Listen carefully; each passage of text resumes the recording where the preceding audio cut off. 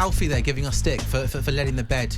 I know. Do you know what? I've done breakfast shows with Alan Brazil, who sometimes let the opener run for 4 minutes before he wanted to speak. And you know what, Alfie? He's lasted 20 years here at talkSPORT. So you're taking and the big advice. man is still going strong. So you know what? If it's good enough for Alan Brazil, Alfie, it's good enough for me. So please, honestly, Flex. It's a fact. Wait till 4 o'clock, Alfie. Then you'll get your opportunity, right, to do your thing, isn't it, Flex? Honestly, he gets one line strong and everything changes. You know, it's unbelievable. It's a fact. Alfie, you keep setting the standards high, mate. There's nothing wrong with setting the standards high. Sorry. That's pure fabrication. No, Dan Bordeaux yesterday? No, he was away. Oh, did he get married? Or he got married? I wasn't going to say that. I don't know. Why not? Well, he put it on social media. Oh, well, That's then he how got I know. married. He got married. Yeah, then, no, I knew because he put it on social media. But he was straight back to work today. I was like, take some time out with the wife.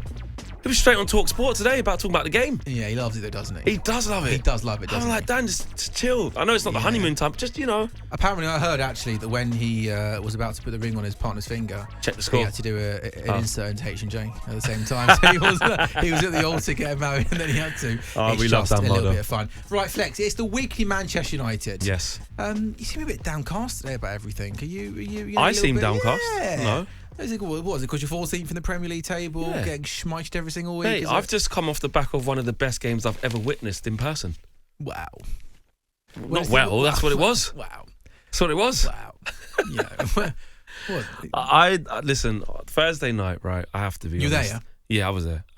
It was funny actually. I was a couple of rows in front of Crookie, and he was obviously doing commentary Your on Inside talkSPORT. Devils co-host. My Inside Devils co-host and talkSPORT's chief football correspondent. And when the mayhem was happening, when we sort of got the goals back, I just turned to him and he was still live with his microphone. I was just looking at him, not going to say what I said. Can't repeat that here. I can guess roughly. Yeah, what but it we just had that exchange of like, what on earth just happened? And I'm not going to lie, at 4-2, Sam, I'll be deadly honest with you now. This is like therapy. At 4-2 down, right, I literally looked at the Sir Alex Ferguson stand of the writing where it says Sir Alex Ferguson. I was just staring at it and I was like, what has happened to my football club? Like, as if this season wasn't bad enough already. It was the manner of that capitulation of exiting that competition, the way it would have been done. I was like, all right, Amorim's not going to get sacked, but I'm like, I don't know if we're just going to be like this forever. And then within 7 minutes, mate, I didn't even celebrate the Bruno penalty. I was just like, whatever, man. Consolation. I was like, you criminals, I can't believe you've done this, whatever.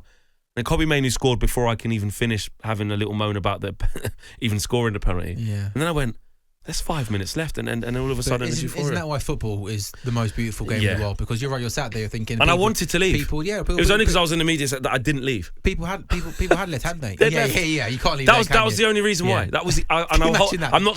Journalists, reporters. I've had enough of this. I'm gone. But that's why football is the best, because you're sat there and you're thinking of 14th, 15th, but then football, you have those 3 ridiculous minutes, 3 ridiculous moments. And they find a way somehow. I don't know how. I don't know what happened. Do you reckon you'll win it?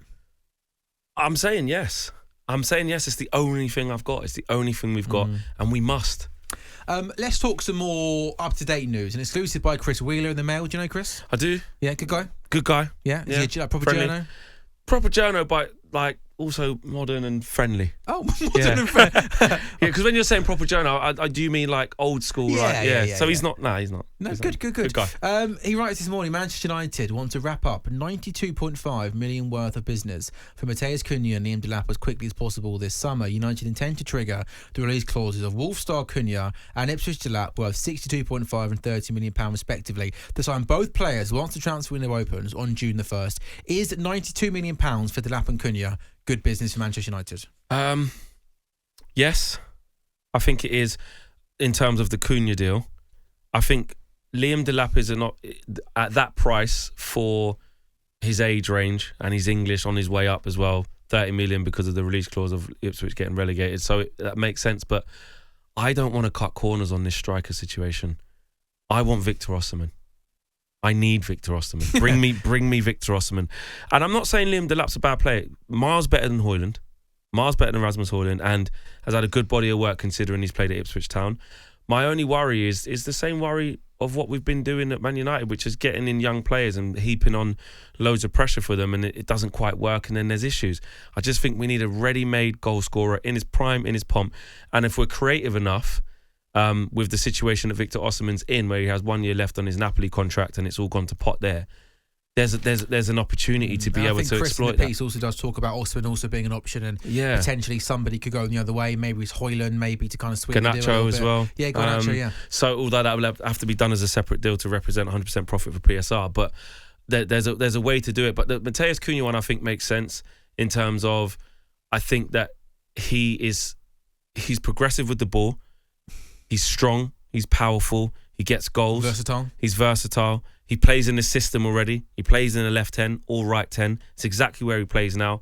He's got a good body of work with Wolves, where he scored 12 goals last year, 14 goals this year and counting.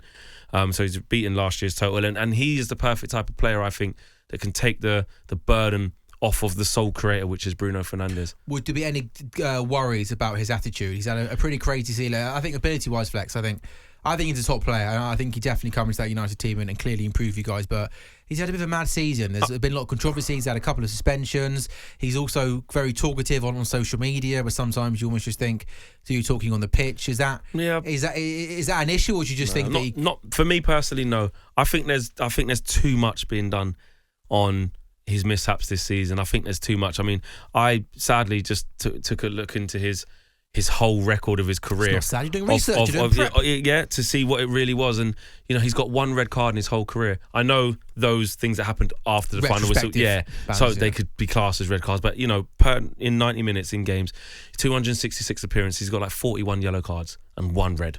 Like, it's not that deep. It really isn't. And, Man United need players with big character. Yeah, I flip it on the other side and say, well, he was fighting. He's in a relegation battle at the time.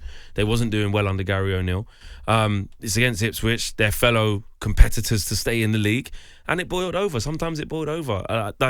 We need players like that, not to spill over into consistently, losing your head and getting retrospective action. I'm not saying I agree with that, but Man United need players with a bit of needle. They do. Yeah, Bruno Fernandes throws his hands up every time, and then people say his attitude and this, that, should he be a captain?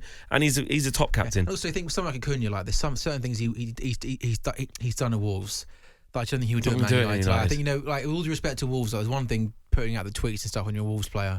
When you go to Man United, I don't think he'd be. I didn't see him doing that under Simeone.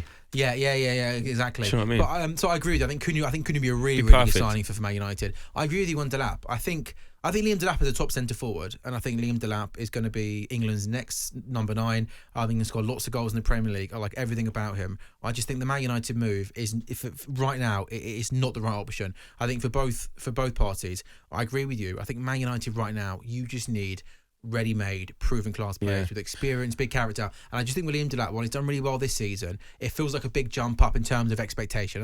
I know not league position. And also from him as a player, as a young player, he's had one really good season in the Premier League. I just think the next move, I'm looking at the teams like your Forest, if Watkins leaves Villa, go to Villa. That a step up clearly, playing in Europe, but not Man United, as we know. And I've said this so many times on the show. It's almost like a graveyard of players in Man United. Whoever goes there, they have to.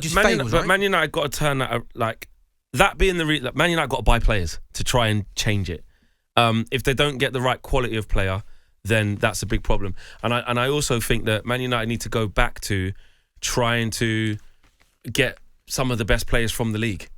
There's no shame in that. Man United used to do that really, really well in our pomp. You were so good at being at the top, 100%, but also bringing in the right one or two players from the league. I agree with you, mate. And Liam Delap, I don't think it'd be a disastrous signing. And also, it's relatively low risk in terms of the price. Money, so it's an opportunistic signing with a good price point. But I just want someone that I don't have to worry about in terms of. Can they hack it?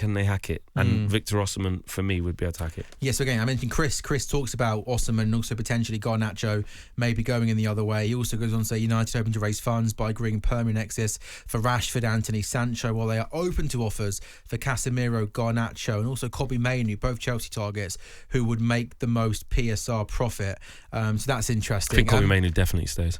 Yeah, he stays for me. I know PSR is important for teams, but he feels too. That's why I think he's Garnacho's like one of your at risk. very few good players that you're not in a position to. I don't think they're in and also, I think we briefly touched on this last week, but the Aaron Ramsdale links are still there. Would you be happy for him to be your new number 1 next season? See, the thing is, again, I have to manage expectations. For me, I need a better keeper than Aaron Ramsdale.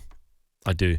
But the problem is the bar's so low because Onana's terrible that he's better than him. So as a stopgap for 20 million, he might not be that bad, but I don't want him. Flex. I don't want to all bring the him scouts you'll have working for your football club across the world, you'll be able to find a better goalkeeper for 20 million. Yeah, than Aaron Ramsdale. I'm not. He's not the worst. Don't get me wrong. He is better than Andre Onana, but the bar's low, mate. Yeah, the bar's low, and nah, not for me. You need not better. for me. Yeah. And in terms of anything else, that's been doing the rounds. What did you talk about on your Inside Devil show? It's mainly that. It's mainly covered everything. You've covered everything because it's all about transfers. How are we going to get out of this mess? And basically, I noticed, rightly so, we didn't even talk about the Wolves game because another L, 15 losses. Now, doesn't matter. It's all about the Europa League. Yeah. That's all it's about, and resting players. Yeah, and I imagine now on the weekend it will be. You've got this. You're Bournemouth, where haven't you? That's a loss as well. Yeah, that's definitely a loss. You literally could be a 17th by the time the weekend. I think we will finish because we've got Brentford away, Chelsea away, Villa home. I think the only team we'll probably beat is West Ham at home. Because Potter's terrible as well. Yeah. Or maybe it's 1-1. That's got a 0-0 draw written all over it. It's true. Okay, good stuff. So Cunha, you're giving the big green Give me to Cunha. Bring me Liam him. Delap, you like as the player, but we're just not sure it's the right fit at the moment, isn't Absolutely. it? Okay, good stuff. So yeah, up next for Manchester United is Bournemouth away this Sunday in the Premier League, but of course it is all pretty much on the Europa League. Honestly, a Man United Tottenham Europa League final is just, I don't know, it could literally be the most laughable week of football of all time, couldn't it? I'm not going to lie. I don't want to think too ahead of myself because obviously Bilbao's a tough tie and I want to get through that. Spurs have got a nice draw. Yeah, Bodo Glimt are decent. Within the context of Europa League, they are actually a decent team, but Spurs will get through over 2 legs. I think so. I'm starting to just think I give Spurs the most amount of stick. All my Spurs friends, etc., etc. More than your Arsenal just stuff. only because they're just so. You're just Spurs. I always just dismiss. You're just Spurs. If we lose against them in a European final, I'm going to be catching some serious flights. Well, not feelings. Well, you know what though, Flex. Thankfully, that should be the last game, I'm guessing, of your kind of working Manchester United season. It might be my last game ever if we lose. You can just disappear and have the longest summer off of all time. Losing to Spurs in the European final. It's just who we are, mate. Oh, and just getting he always a second. Wins things in a second Imagine season, that. Mate. And he does it on Man. They'd beat us 4 times this season. Yeah. I kind of really want that to happen, Flex. It won't happen, don't worry. It will. On AM, on DAB, via the talkSPORT app and on your smart speaker. talkSPORT.